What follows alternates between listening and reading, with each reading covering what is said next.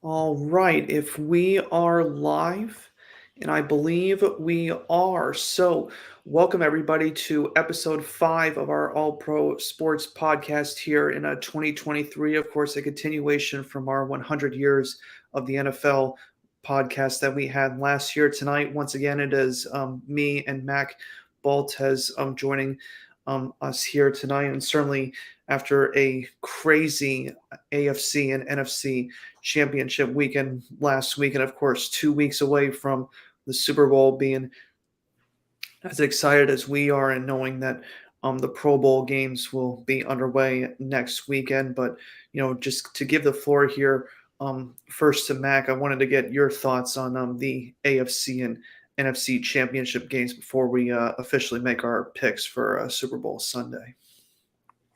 Yeah, it was definitely a wild weekend to say the least. I think it was I mean the your Philly and San Francisco game was a wash only because the lack of a quarterback, and it's crazy to think how many points the Eagles scored without even throwing for a touchdown in the entire game.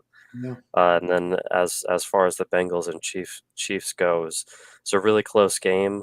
There was a lot of officiating issues throughout the whole thing, Hmm. but in the end, the Chiefs were the better team, and they came out with the win just barely. Hmm. Certainly a huge mistake by Joseph Asai right at the very end, giving Bucker an easy field goal to basically ice the game there. But I completely agree with you. When I saw that game, really the officiating has been weak to say the least. I think this year in the NFL, it certainly has not really been cleaned up. I can still remember 4 or 5 years ago when that controversial call was made in the 2018 NFC Championship game between the Rams and the Saints, and certainly just doesn't seem a whole lot of officiating issues have been fixed. And I just hate it when it just would come down to a controversial call from officials. But even though the hit by Osai was late, but still there was a lot of missed calls in that AFC Championship game between Cincinnati and Kansas City. Yeah, the late hit from Osai definitely can't be disputed. Mhm. However, you did have the Chiefs playing third, I believe 3rd and 8 or 3rd and 9 multiple times. Then you had the possible Jamar Chase touchdown that was a touchdown, and then it wasn't a touchdown. And then you had a Joe Mixon touchdown where he was ruled in, but he was covered by other guys, so you couldn't really see it. So I mean, at the end of the day, nobody likes that the officials can change the outcome of the game. I don't think that the Bengals should blame the officials. I feel that the Bengals should have to blame themselves for their loss. But I I do think that it being the semifinal, the game before the Super Bowl, I do think the officiating needs to get a lot better, especially at this stage in the season. Absolutely. Let's hope the Super Bowl doesn't have as many controversial calls as what happened last year. Certainly, Cincinnati got robbed a couple of times in the Super Bowl game last year. Hopefully, a much cleaner Super Bowl this time between both Kansas City and Philadelphia. And let's go ahead and just make our picks for a Super Bowl Sunday here. Currently, Philadelphia is listed as a 1.5 point favorite here, but I'm going to be leaning towards Kansas City, I think, in this game. Obviously, maybe showing a little homerism for my Giants. I kind of don't want the Eagles to win their second Super Bowl after a 5 year absence between them. But I think I've been really impressed with Kansas City for the most part this year. I think Patrick Mahomes is probably going to win regular season MVP and could easily win his second Super Bowl MVP if he has a good game here. Just the one aspect that I think that Kansas City needs to accomplish though if they're to win this game though is to really just balance out that offensive attack for there because they just can't give anything cheap to the Philadelphia Eagles, knowing that they've scored over 35 points in both of their postseason games so far. The first one against the Giants, and now this last one against the San Francisco 49ers. Who do you have for your pick in the Super Bowl? Yeah, as of right now, I mean it's sort of a question mark on where you want to go, Mhm. but I have to fly with the Eagles on this one, and only because like you just mentioned, they've scored so many points. They Mhm. haven't. I mean, they haven't played really a tough opponent yet. Yeah, And although that's That's no knock on San Francisco, but with San Francisco uh, having their quarterbacks out, as we mhm, mentioned, it wasn't much of a game. And when you look at the Chiefs, I don't doubt that Mahomes can still be great on uh, on that tough ankle. However, there's so many wide receivers for the Chiefs that have mhm, been out, and right. I heard today that Juju Smith-Schuster and Kadarius Toney have not even been cleared Mhm, to play in the Super Bowl yet. So mhm. I think there's many question marks surrounding the Chiefs' health and the Eagles. I mean, sometimes it happens that the most healthy team wins it all, and I feel like they're the most healthy team right now, and I can't argue with how they've been playing. Certainly has been an incredible season to see the development of Jalen Hurts. One of my early questions this season when I saw the Eagles starting out 3-0 was, seeing how Jalen Hurts was going to develop through this year, and certainly just seeing the performance from AJ Brown, Devonta Smith, Dallas Goddard, Miles Sanders. Really, that offense is, firing on all cylinders, and the defense is nothing to sneeze at either with James Bradbury, Darius Slay, and those guys. I think Mahomes, like you said, he will indeed have his hands full if he doesn't have his whole wide receiver core with him. But, I guess we'll have the different sets here. I'll go Kansas City and you'll go Philadelphia. But should be a interesting game nonetheless, though. Certainly Kansas City would be their second Super Bowl victory in the last 4 years. Of course, their third appearance in the last 4 years in the Super Bowl, and for Philadelphia, after not winning a championship for 58 years between 1961 and 2016, finally reaching their Super Bowl in 2017. If they win the Super Bowl this year, certainly a very bright future for their franchise, knowing that they finally have their quarterback for the future and a team that could be a thorn in the NFC conference for a long time. Certainly, yeah. I think the resurgence of the Eagles can't go without being said. It seems like after their success, they were kind of in the middle of the pack for a while, but they've resurged with Jalen Hurts, and also you can't forget about AJ Brown in his first season with Philadelphia, leading them to a Super Bowl berth. Mhm. Should be interesting to see how those matchups play out, and certainly it's going to be a tall task for Kansas City's defense. Kind of another injury concern that they have, just a very limited linebacker and secondary unit that Kansas City probably would have going into that game as well. But before we probably move on into a little bit more of the NFL hirings and firings over the last few weeks here. Mac and I are actually going to have a little fun here on our All Pro Sports podcast tonight. I'm going to give the floor to Mac first here for a little special Mac's Magic Mania segment here, kind of going off a riff on the Rich Eisen show that I've seen on YouTube. But for Mac, though, he's going to reveal his top five Super Bowls that he has watched in his lifetime, and then he's going to turn the tables on me for a little Super Bowl trivia. So, Mac, I'll give you the floor first here if you want to tell our audience your top five Super Bowls that you've seen. Yeah, sounds good.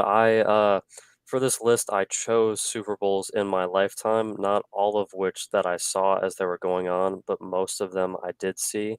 But Mhm, I went back to look at some highlights and I tried to put together the most exciting games. mhm, And so to start off with number five, I've got Super Bowl 43 between the Steelers and mhm. the Cardinals. Yeah. You have a time expiring pick six to end the Mhm, half. You have Larry Fitzgerald's second half comeback with a huge second half, and you have another clutch performance from Anquan Bolden, and mhm, then Santonio Holmes and his mhm, connection with Ben Roethlisberger in that game-winning drive was nothing short of electric. mhm, And then coming in at number four, I have Super Bowl 51 with the mhm. Patriots and the Falcons. It had to be said, the 28-3 Yes. comeback. The Mhm, Falcons dominated the first half. The Patriots dominated the second half. A big game for Devontae Freeman, 14 catches for James White, that mhm, amazing Julian Edelman grab, and then just a huge game from that Patriots defense in the second half. And then Coming in at number 3, I have Super Bowl 49. You have that goal line interception that everybody remembers. You have big games from Marshawn Lynch, Julian Mm. Edelman, and Chris Matthews, who was an amazing story going into that game. And a lot of people forget, I will say, of the amazing Jermaine Kearse Of catch. course, yes. Mhm. And the reason it's forgotten is because of that goal line interception Right. by Malcolm Butler at the end of the game. But Bobby Wagner also had a huge game for the Mhm. Seahawks that game, and they just came up short, unfortunately. Mhm. Mhm. And then coming in at number 2, I have Super Bowl 52, the Eagles and Patriots. And this is one that I had that when I looked back and watched the highlights, I was shocked at how many big plays there were in this game. No. Going Yeah. going in, there's a battle of 13 and 3 teams. Mm, Brady threw for over 500 yards. You mm, had the Philly special where they threw to Nick mm. Foles, and then you also had the Patriots try something similar where they threw to Brady, but he Right. didn't make the catch. Mhm. Corey Clement had some huge plays. Alshon Jeffrey with some big catches. Hogan, Gronkowski, and Danny Amendola all caught 6 or more targets for 115 or more yards. And also doing some research, there were 11 plays for 20 yards or more Wow. in this game. So Mm, certainly big play after big play in mhm. Super Bowl 52. And then lastly, number one for me is Super Bowl 47 between Mm. the two Harbaugh brothers. You have the Yeah. kick return. Mm, You have the kick return TD from Jacoby Jones. You have the safety at the end of the game. You have the comeback that just came short for the 49ers. And you mm. also have the power outage that stopped the game Blackout. for Yeah. for over 30 minutes. That's right. And for the Ravens, you had a huge game from Joe Flacco, Jacoby Mm, Jones, Anquan Bolden, Dennis Pitta, Ed Reed, Ray Lewis. And for the 49ers, Colin Kaepernick, Vernon Davis, Randy Moss, Ted Ginn, Frank Gore, and Michael Crabtree, who's a name that a lot of people forget these days. mm. But he was a great receiver for the Yeah. 49ers, and especially in that Super Bowl. That is a phenomenal list. I certainly would co-sign for several of those, including the Seahawks and Patriots one there. I probably would. Um, I probably would also co-sign with the '08 Super Bowl as well between the Steelers and Cardinals as well. I probably would have maybe slid in if I had my five list. I probably would have slid in maybe Super Bowl 42 when of course my Giants beat the undefeated New England Patriots. That would probably have been um, one of mine, but also probably one of the more recent ones as well. I know both of us were probably really young back then. One of mine would have been the Panthers and Patriots Super Bowl back in 2003, 2004, when Jake Delhomme and Tom Brady went at it with just an incredible game from Musa Muhammad, Steve Smith, and really could have almost put a thorn in the Patriots dynasty in that Super Bowl in 2004. I mean, I was only, I think, 8 years old when that happened. But I mean, just, still, when I watch the highlights, it's still one of the most incredible Super Bowls I've ever seen. Definitely. I will say this, I do know you're a Giants fan, and I did not mention is that coming up with this list, my honorable mention was Super Bowl 42 and that 17-14 game against the Patriots. And it's interesting you do bring up that Panthers Patriots Super Bowl because there might be a trivia question or two on that a little bit later.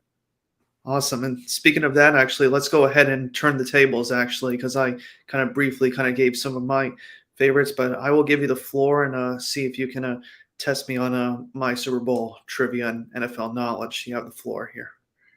Definitely. Of the 9 players to return kickoffs for touchdowns, only one won the MVP in that game.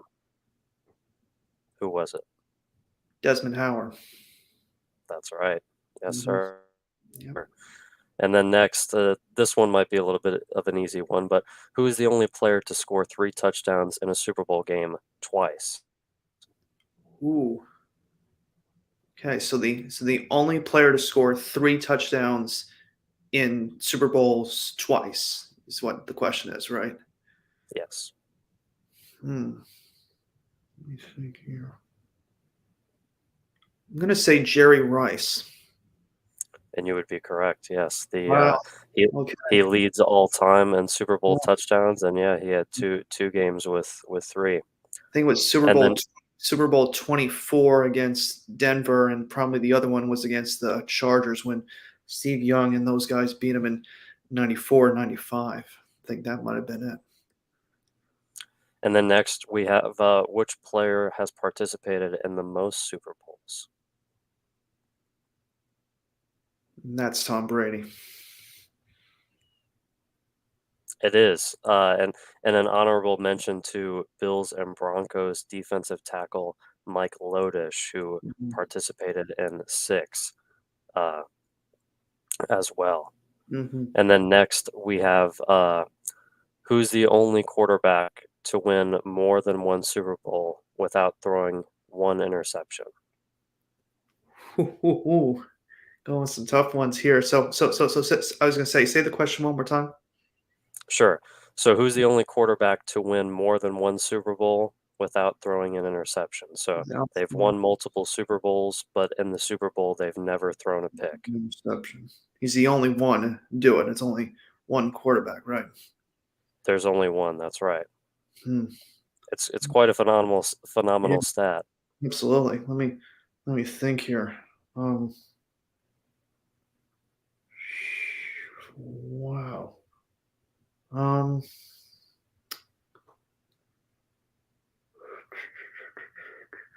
trying to run through the list really, really quick. Wow. It might be right under your nose. It could be, yeah. Um,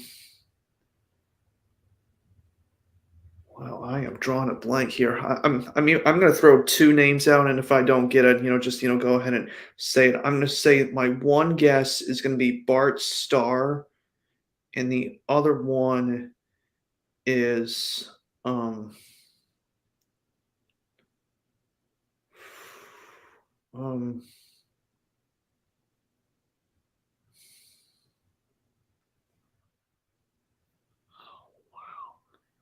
I'm going to say Joe Montana. You would be right on the ladder. Joe Montana won 4 Super Bowls Wow, without throwing any interceptions. that's insane to think back on hmm that. That's insane. So Hmm. next we have what team scored the most points in a Super Bowl and in what year? So what team scored the most points is Yes. individually, just for one team. hmm That was the 49ers Super Bowl 24. That's right. Mhm. 55 points from the 49ers in 1990. Destroyed John Elway Next, and those guys. mhm. Next we have what team has played in 4 Super Bowls but has never held a lead? Hmm. So they've played in four Super Bowls, but never held the lead. That's right. Hmm.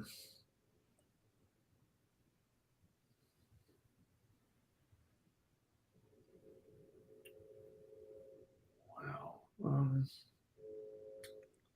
I'm going to say the Minnesota Vikings. And you'd be correct. Very Yeah, nice. that's what I thought. Yep. So next we have who was the first left-handed quarterback to win a Super Bowl ring? First, the left-handed one.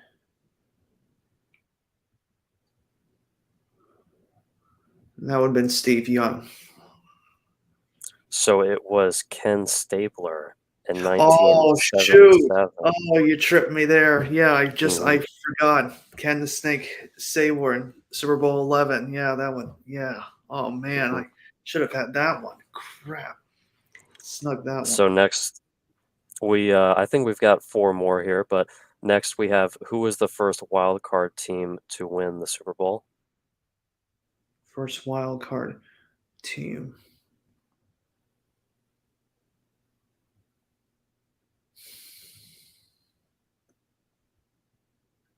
I'm just not sure if this was like the answer or not because I know that there was like another wild card team that might have done it before them, but I'm going to say the 1980 Raiders. That would be correct as well. Mhm. Yes. Just I remember the '69 Chiefs kind of took a weird wild card path, but the wild card playoffs hadn't really been set before the 16 game schedule was set in '78. I wasn't sure, but I got that one. So So next is who is the only player with 3 interceptions in a Super Bowl game?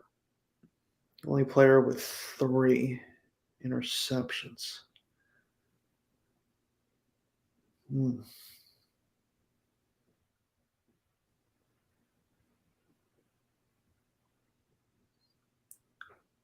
Wow. Mm,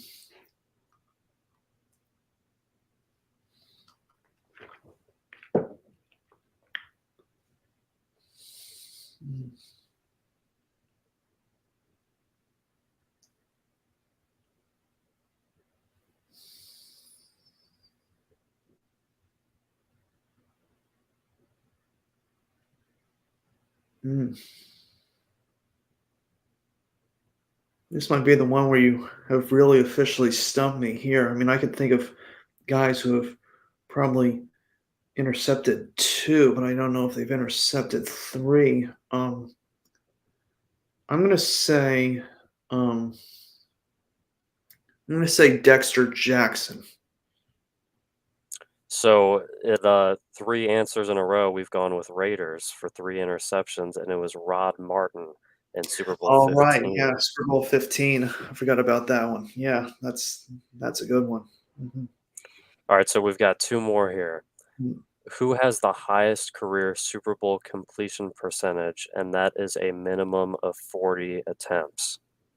So the highest completion percentage in the entire history of the Super Bowl. Mhm. With a minimum of 40 attempts. So if there was Yeah. one game where a quarterback didn't throw so much and he only made the Super Bowl once, he's Mhm. most likely not accounted for. Yeah. Um, yeah, pulling out some real tough ones. I like it. I'm trying to really test myself. You're doing well so far, Yeah. definitely. Highest completion percentage history of the Super Bowl. And I believe it was around 70%, if that helps any. Yeah. Mm.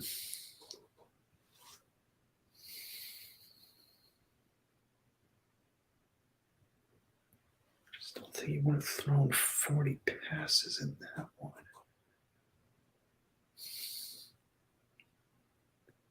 I was gonna say, just say it just for this, a yes or no. It's not Brady, is it? It is not. That's what I thought.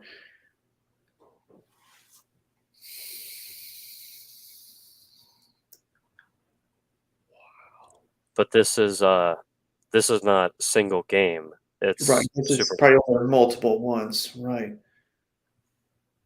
Hmm.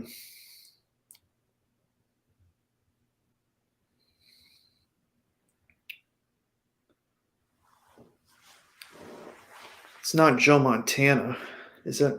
It is not. It's not Joe Montana either. I'm just kind of trying to knock out like some of the big legends. So Brady's not it. Montana's not it. Hmm. Yeah, I am stumped. Give me the answer. It is Troy Aikman. Huh. Wow. For those 3 Super Bowls, 92, 93, and wow. What in his completion percentage was what again? What was the I believe 70%. 70%? Gosh, that's incredible. Mhm. And then lastly, to finish it off Jay, here, I was gonna say some of those weapons he had: Jay Novacek, Alvin Harper, Michael Irvin, Emmett Smith, and those guys, and completes almost. Wow. Hmm. phenomenal. Yeah. So Mhm. to finish it off here, we have what quarterback and wide receiver duo hold the record for the longest Super Bowl completion? And this, I think, is back to that Panthers one: Jake Delhomme and Musa Muhammad. That's right, with an 85-yard completion. Mm. Mhm. I still, I remember just seeing that play happen, and I was just like, I was pulling so hard for Carolina to win that game because I'm just thinking back on it, and I've talked to a lot of people who I worked with the Carolina Panthers. I said, you just flip a coin.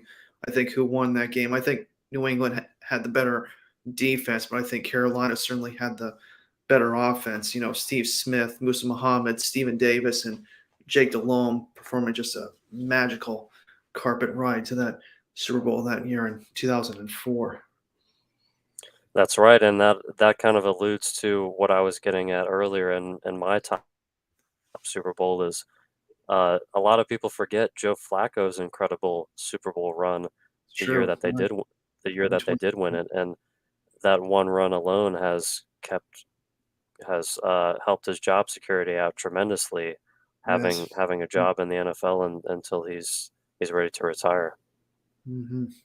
Well, certainly that was a lot of fun with both our top five Super Bowl picks as well as a little um, trivia back and forth. I'm going to have to read up on some trivia myself, hopefully next week if I'm able to have a couple of more podcasts before the Super Bowl begins. But Um, kind of diverting away from the NFL just for a few minutes right now. I think you had a late announcement for me before we started our broadcast. If you wanted to bring this up about some of the NBA reserves, I guess, playing in the NBA All Star game in a few weeks, if you wanted to shed some light on that. Yeah, so just a little while ago, maybe an hour and a half ago, they released the reserves for the East and Western Conference, and I mean, you can't go a season without snubbing a couple guys here and there, but it seems like this season there's quite a few Mm, that fans are outraged about. But right now, I'll read you the list of reserves for both the East and the West, and mm, then I'll add a couple notable snubs that did not make the team. So for the Western Conference, we have Paul George from the Clippers, mm, Shea Gilgeous-Alexander from the Thunder, Jaren Jackson Jr. from the Grizzlies, Damian mm. Lillard, of course, from the Trailblazers, Lauri That's Markkanen from the Jazz, John Morant, of course, he was going to make it from the Grizzlies, and Domantas Sabonis from the Kings. mm, And then as far as the Eastern Conference goes, you have Bam Adebayo from the Heat, Jaylen Brown from the Celtics, DeMar DeRozan from the Bulls, Joel Embiid from the Sixers, Tyrese Halliburton from the Pacers, Drew Holiday from the Bucks, and Julius Randle from the New York Knicks. oh wow, okay. Mm. And then who were And who who were some of the snubs that people were probably a little outraged? yeah, most of the outrage it seems comes from De'Aaron Fox not making the All-Star game. And Only one Sacramento King makes the mm, All-Star game when they're third in the Western Conference. Some people are mad about Anthony Davis, but he's missed some time with injury. I have heard some people complain about there only being one Nugget, that being Nikola Jokic, and not maybe Murray, or yeah. also people have made a case for Aaron Gordon. And then Anthony Edwards, I would say, is the other biggest snub from the Western Conference. And as far as the Eastern Conference goes, a lot of people are very surprised that James Harden didn't make it over somebody like Drew Holiday, or that Jalen Brunson didn't make it over his teammate Julius Mm, Randle. could be. Pascal Siakam could have been involved as well. And then, of course, Jimmy Butler. Mm. Certainly some big notable names for sure, but still, hopefully, just I think for me, I mean, I was able to fortunately witness a little bit when I worked for the Hornets. I was there when they hosted the 2019 NBA All-Star Weekend when I was working there during that weekend. It was just so cool to see all the executives kind of come in and obviously taking their tickets was a blast, obviously, but then just kind of being able to just kind of see the dunk contest a little bit and even the game itself. But certainly it's just going to be interesting come the second half of the season. We were briefly discussing in our first podcast together, sort of like how teams are going to be approaching the trade deadline, obviously, and certainly as you said, the Western Conference. I just saw the Western Conference standings really outside of those top two teams in Denver and Memphis right now. It just seems like a whole conglomerate of teams, like from Sacramento all the way down, probably to say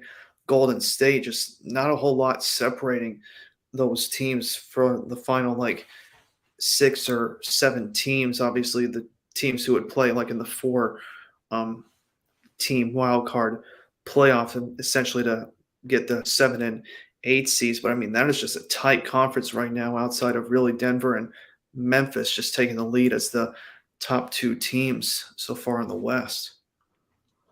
Definitely, I think, and I stressed this a little bit the last time we spoke, but I'll stress it even more now with the trade deadline coming up.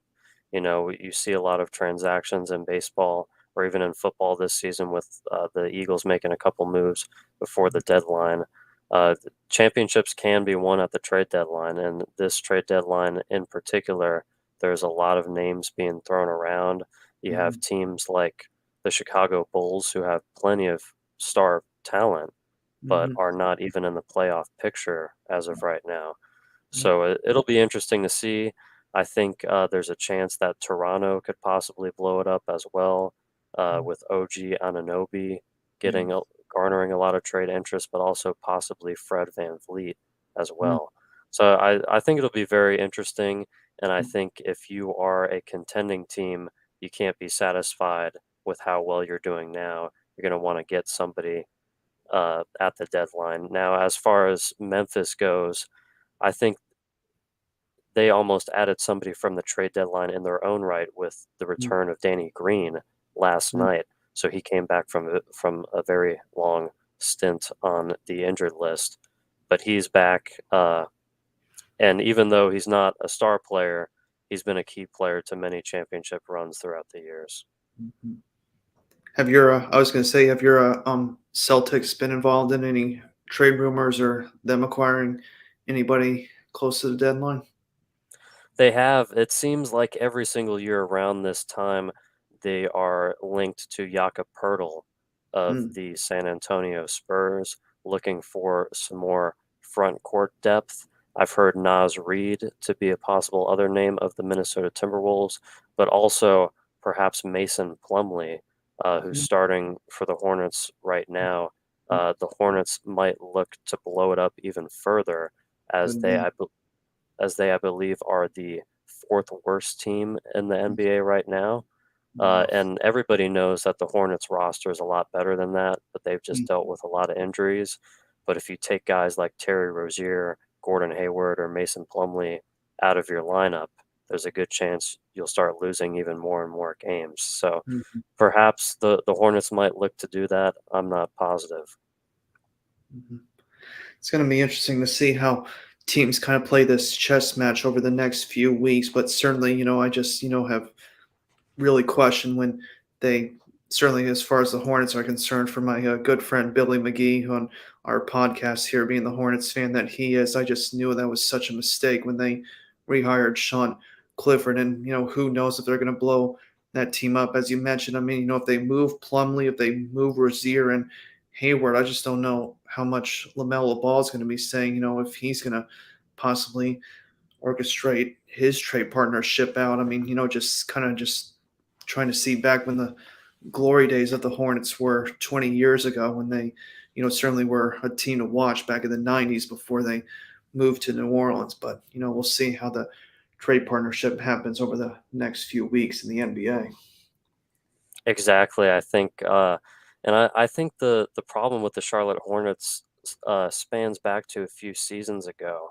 Mm-hmm. They had just drafted LaMelo Ball. He looked like a great talent, and Miles Bridges was finally coming into his own in the NBA. Mm-hmm. And after the next season, they would have had guys like Cody Zeller and Nick Batum come off their books. But what did they do? They signed Gordon Hayward to a 4-year, $120 million deal. They stretched Nick Batum's contract so they owe him more money over more years. Mm-hmm. And I think that really, I mean, the Hornets really shot themselves in the foot I agree. with that move Mm-hmm. because had they not signed Gordon Hayward, they would have had so much cap space after one more season. You have another season for LaMelo Ball to develop, and likely you have another lottery pick to draft. So to think you could pair Bridges Ball with another lottery pick and over $30 million in cap space, I think the Hornets would be looking a lot better than they are right now. Agreed, and certainly hoping that you know maybe they make the right move or not. I'm not certain how much they're going to be in the cards for Victor Wembanyama once he gets eligible for 2023. But certainly the lottery will tell us wise in a couple of months here.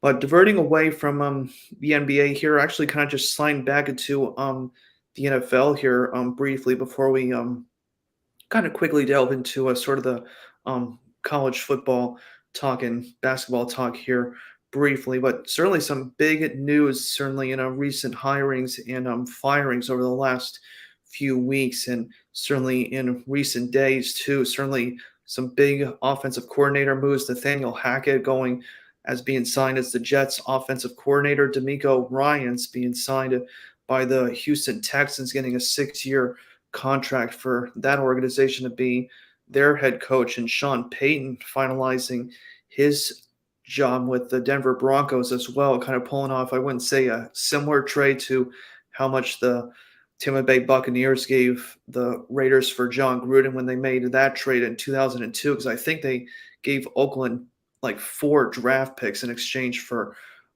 Gruden that year when they swiped him in 2002. But Payne, I think they only gave, I think, 3 draft picks. I think they gave him a first, a second. I think they're gonna maybe try and either give like a compensatory pick or maybe just another mid-round draft choice. But just kind of feeling this off of you, probably just some recent of the hirings and firings. What have you kind of thought about those hirings we've seen over the last few weeks?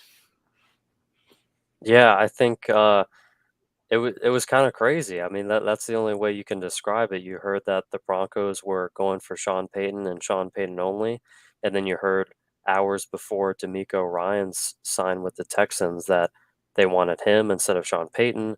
Then Mhm, you heard that Jim Harbaugh was meeting with Carolina. You heard that he mhm, was meeting with Denver. Then yeah, you heard that Denver met with him even after he decided to stay at Michigan. But ultimately, I did feel as though Sean Payton was gonna end up in Denver. He did, and mhm, also, if you're a Saints fan, to bring in, a first more than a first round draft choice for someone who hasn't even been helping your team, that's always a win. yeah, So good for the Saints. We'll see how it goes with the Broncos, but with how last season went for the Broncos, you might as well try anything at this point. I think it yeah, was a solid hire for mhm, the the Texans, and I also think it was a solid hire for the Carolina Panthers. agreed, I do think Steve Wilks performed well enough to mhm, deserve he did. getting that job offered to him. However, you have to understand that this is a Carolina Panthers team that's been known to have a really good defense, and Mhm, Wilks is a defensive coach. Where mhm, they've struggled the most recently has been in their quarterback play, and there's mhm, no one in the NFL who develops quarterbacks like Frank Reich. And mhm, although the Colts severely underwhelmed last season, I did think he got a bit of a quick hook there in Indianapolis. So we'll see where Wilkes ends up. There's rumors that he'll head to San Francisco to be their new defensive coordinator, but I think wherever he ends up, uh, they'll they'll fare well with him. mhm. I certainly agree. I certainly had my questions when Carolina decided to sign Frank Reich as their new head coach. I kind of remember when they kind of were first introducing him. I remember when he was one of their first quarterbacks back when they first entered the NFL back in 1995 when they used the expansion draft to get him. And, hopefully it's going to be a turnaround for Carolina. Certainly, I know that, some of their defensive players are still going to be there. Brian Burns, obviously, still there. Jeremy Chin on the secondary unit, but still, it's just a huge question mark right now in terms of how their offense is directed right now. Because the way that I really appreciated what Wilkes did last year, especially once he got rid of Christian McCaffrey and essentially, gutted the 49ers in terms of their draft picks. I just think this year's NFL draft, I think Scott Fitterer has to hit a home run with his draft class this year. Because I think if he strikes out, if his rookie class this year in 2023 doesn't work out, I think he could easily find his way out the door, and they have to find a new GM for Frank Reich to go into his second year. I think I think you're spot on with that. I think there is a lot of stress on this upcoming draft only because with the retirement of Tom Brady, we don't know really who the front runner in the division is yet until Yeah, Tampa Bay gets it figured out at quarterback. So to think that with trading McCaffrey and not having great quarterback play, that the Panthers got so close to winning the division, to think with a new coach and a new draft pick that they'll have that chance again, I do think it's certainly important for them to at least draft someone who can contribute right away.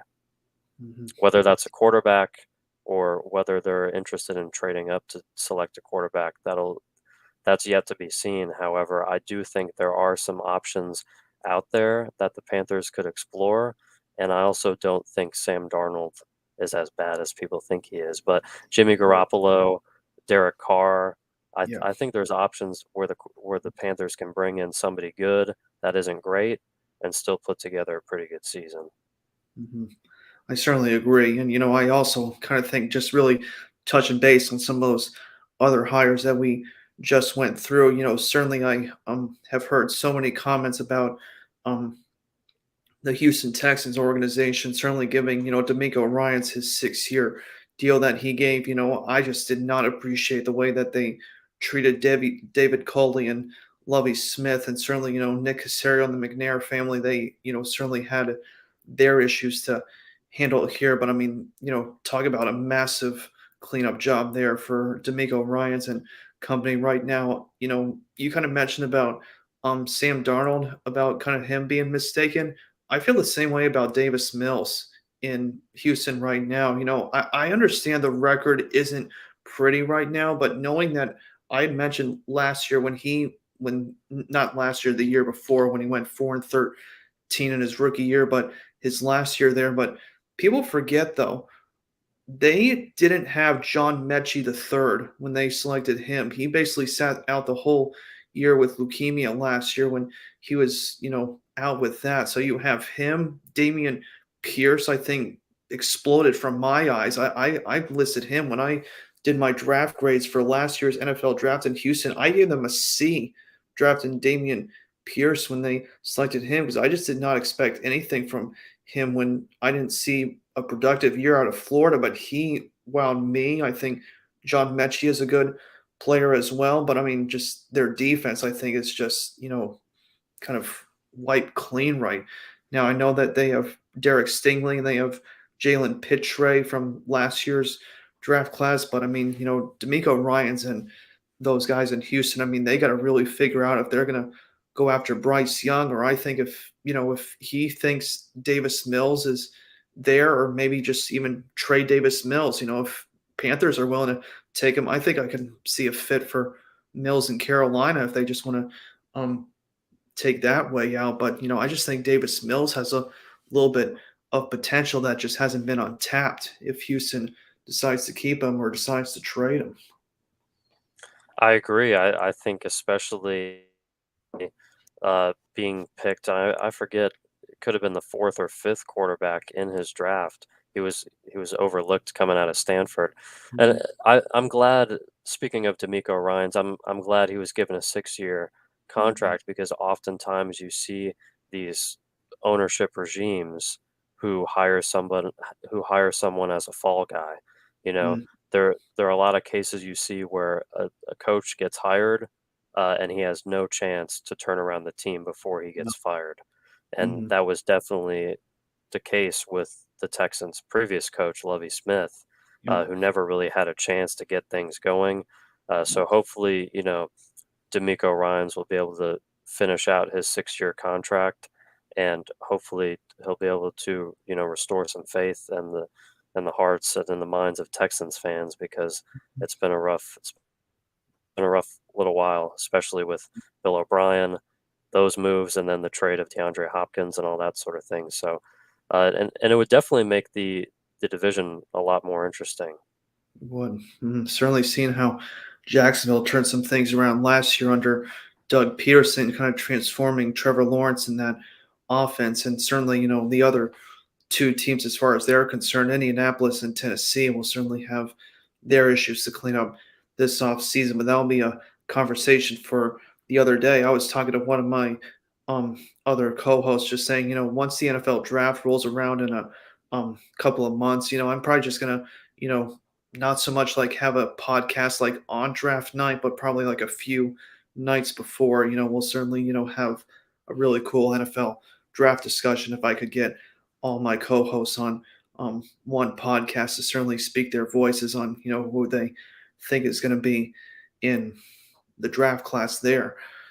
But moving on quickly, just kind of maybe just wrapping some things up here as we have just reached the 45 minute mark here in our podcast here, kind of briefly going into college football and maybe briefly just discussing some of the um, bigger prize quarterbacks in um, the NFL draft. I actually earlier today was looking on a website and just probably just running through some of my um, power rankings. You could say I always like in the Rich Eisen show, he kind of gives his top 10 power rankings or whatever. But what I kind of thought was what would be interesting here, since you gave me your top five list of your Super Bowls, what I was going to do is kind of turn the table and probably just give um, you the floor to either criticize my list or whatever. But certainly I'm just going to unveil who my top 10 power rankings of the 2023 NFL draft class, just in terms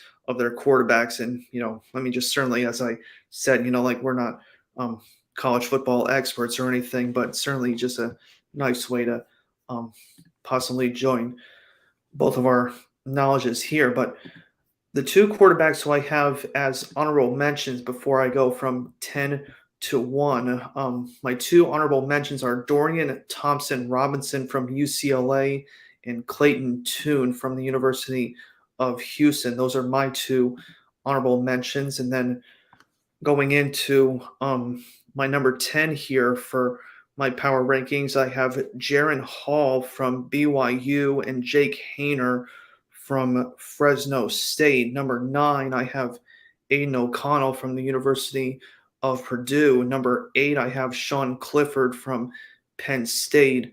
Number 7, I have Anthony Richardson from Florida and Tanner McKee from the University of Stanford. Number 6 is Max Duggan from TCU. Number 5 is Stetson Bennett from Georgia. Number 4 is Will Levis from Kentucky. Number 3 is Hendon Hooker from Tennessee. Number 2 is CJ Stroud from Ohio State. And number 1 is Bryce Young from the University of Alabama. And just for, before you kind of criticize my list or what you would want to say, the reason I kind of chose this list of what I saw from these quarterbacks is how pro ready do I see these guys. Not so much like of how they're going to be drafted in the NFL draft, but probably just my perspective on how pro ready these prospects are. I'll give you the floor. No. Yeah, 100%. If anything, I'm most surprised by how high Stetson Bennett is for you. And I know Mhm. with his recent arrest, he might not Yeah. get Mhm. drafted. Right. Unfortunately, especially after such a dominating performance in that college football playoff. And then the Mhm. only other thing I would mention is to maybe add the consideration of Appalachian State quarterback Chase Chase Bryce. Youngs, yeah. Mhm. Certainly I just kind of think, especially like from those Sun Belt schools, it's so hard for those quarterbacks to develop into there. I've heard from one quarterback. I can't remember. I think he transferred from Colorado State last year to go to um, James Madison. I can't think of his name right now, but I think he was on that um, list of eligible quarterbacks that I saw there. But kind of like going into my list really briefly before we just kind of wrap some things up here, kind of seeing how the emergence of Brock Purdy was this year, being Mr. Irrelevant from Iowa State. If I could pick probably any one of those guys, maybe probably say the last four between like Jaron Hall, Jake Hayner, Dorian Thompson Robinson, and Clayton Tune from Houston. If I could say probably one of those guys would be probably like my pick for Mr. Irrelevant. Who knows if it would be? But seeing the highlights and seeing how well um, Jake Hayner played at Fresno State the last 2 years, I saw some of those games that he um, played, kind of putting Fresno State back on the map over the last few years. He'd probably be my pick for Mr. Irrelevant because I think he did an exceptional job at Fresno State. But of course, we'll talk more about that come closer to the NFL draft. Yeah, I think football and quarterbacks can be made through schemes. And to tie it in with what we've talked about with the Super Bowl is that there's only two quarterbacks to win a Super Bowl with multiple different teams, with more than one. And those quarterbacks were Peyton Manning and Tom Brady. Right. So the quarterbacks can most definitely be a product of the system.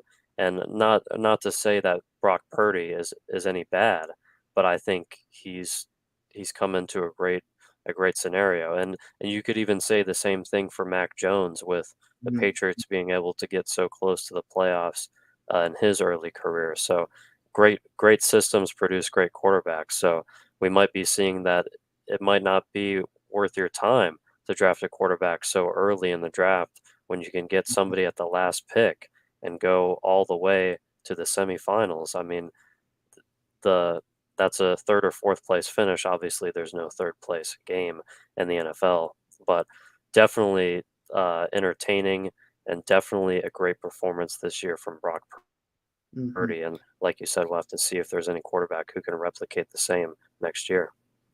Absolutely. We'll be certainly seeing how that plays out come the draft in a few months here. And briefly speaking on Mac Jones for a minute before we just kind of touch on some other news in other leagues, though, I'm certainly hoping the best for him going into his third year. Certainly last year I thought was, certainly a hard year for him being, hurt early on. Bailey Zapp being placed in there for a few games. I just hope that Belichick didn't break Mac Jones in his sophomore year after really a phenomenal rookie season I saw from him, 2 years ago. I just, hope that, he can kind of stabilize himself a little bit. And, I've said to many people, I just don't see Brady and Mac Jones as of yet right now. I mean, I've said it from him since he was drafted since day one. When I saw his tape in Alabama and certainly the way that he played in his first year in New England, he reminded me of Drew Bledsoe when Bledsoe was there for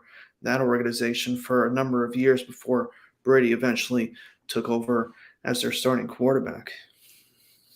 Yeah, you say that it's hard to see Brady and Jones, but let me be the one to bring up the fact that it's hard to see Tom Brady and anybody. He's that great of a talent.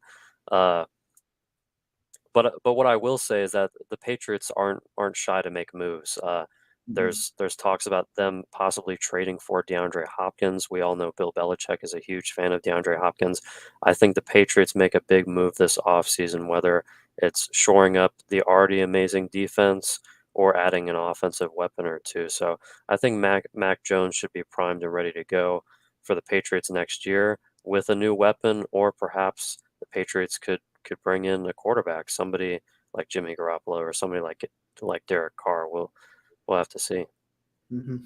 Certainly will over this off season, certainly before the OTAs begin in March here. But briefly, just kind of going into some of the other leagues as far as just either headlines or whatever. I was just going to kind of just give you the floor if you had heard anything and anything relevant in either like the Major League Baseball or NHL. Because what I was going to do really quick was I'm going to pull up the college basketball um, standings quick, but I'll give you the floor for a minute if you just wanted to discuss some of the latest news in the MLB or NHL that you've heard before we kind of just wrap this up.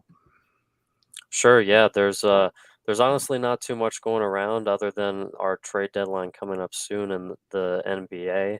The NHL is on All-Star break right now, so they're enjoying those festivities. And Major League Baseball, not too much with Major League Baseball, but also the World Baseball Classics coming up very soon.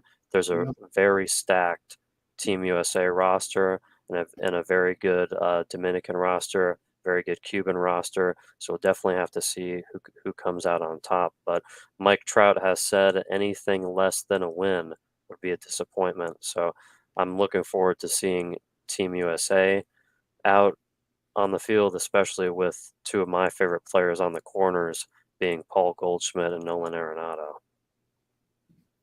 Gonna be fun to see, especially once spring training comes along. I remember a couple of memories when I would head down to Port St. Lucie to see some of the Mets spring training games down there. Certainly I'm hoping to see how both the Mets and Cardinals and hopefully the National League kind of just hopefully to steal the thunder from the Dodgers, going into this year. I just, hope somebody can finally just like unseat them after such a dominant um, tenure that they have had over um, the last several years. But, just kind of briefly, just, looking at some of the major teams, obviously, in the um, college basketball world right now. Certainly, just obviously, you have the um, division winners, and hopefully, once the March Madness is over and they um, make the seeds up, it's just going to be so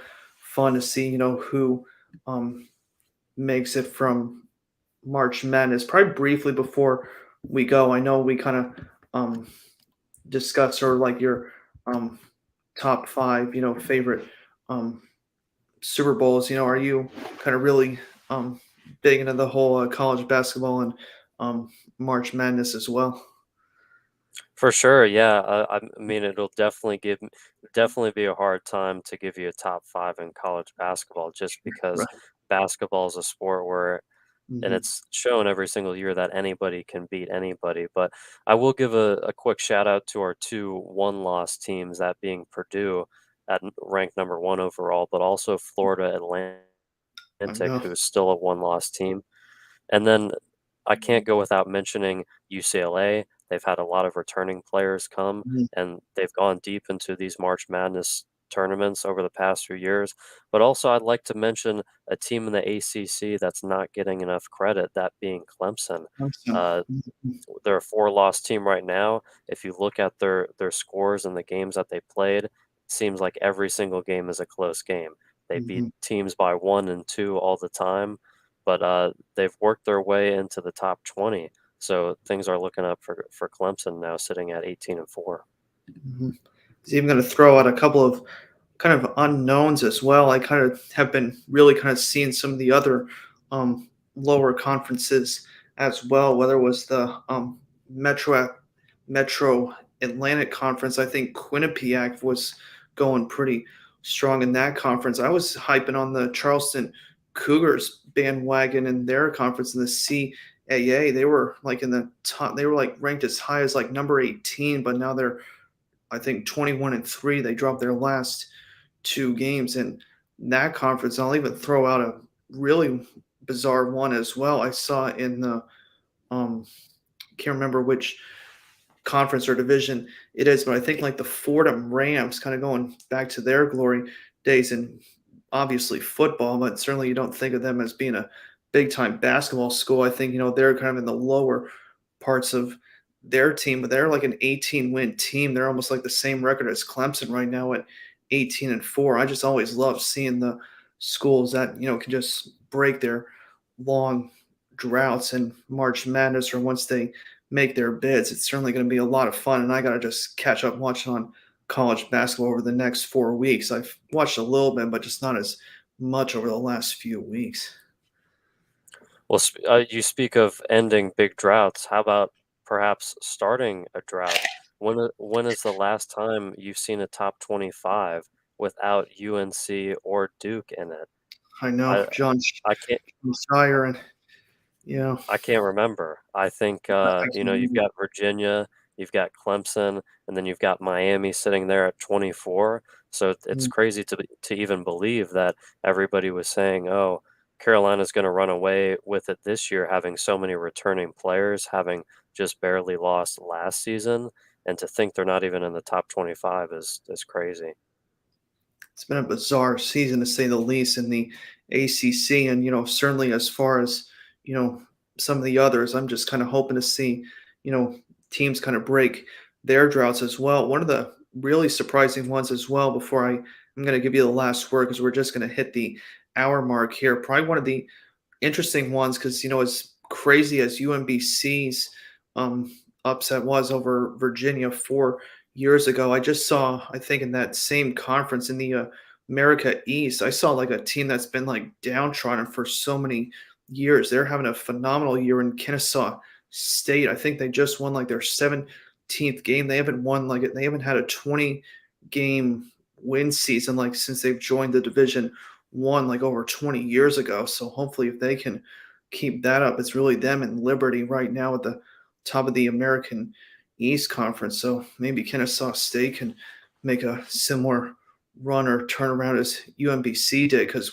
when I checked UMBC's records of the previous years before they made that incredible run in 2018 to upset Virginia, they had several seasons like from the start of the 2010, they had like seasons where they would be like 5-25 or like 6-24 when they finally righted the ship before it finally pulled off that upset against number one Virginia. But certainly it was a huge turnaround for that team. And that's one of the great wonders of college basketball is that with having a 64 size field or a 64 team field, you can bring in these winners of conferences that you may not have even heard before, and those players get a chance on the big stage to take down a big name who's been getting coverage all season. So you can't go wrong with March Madness, and you can't go wrong with round of 64 upsets for sure. Mhm. Well, I think that's actually going to do it for our podcast here tonight on episode 5 of our All Pro Sports podcast. Before we head out, I'll let you have the last word, Mac, before I close us out for the night. For sure, yeah, I appreciate it. Not much else to say other than happy and blessed to be here for sure. It's been a great time the first time, and it's been a just as good as a time the second time around. So I appreciate it. Mhm. Well, thank you to everybody who has joined us here on episode 5 here of our All Pro Sports podcast. Hopefully, next week before the Super Bowl begins, I'll probably have either Billy McGee, Griff Barlow, or hopefully one of my other cousins will be joining me to make our Super Bowl picks and maybe even test a little more Super Bowl trivia knowledge with me. As great as Mac's trivia questions were for me, hopefully, we'll have a little bit more in store for you next week. But this is Alex Chris and Mac Baltez signing off here on episode 5 of our All Pro Sports podcast. And we hope everybody has a great night out there in the United States and around the world. Have a good night, everybody.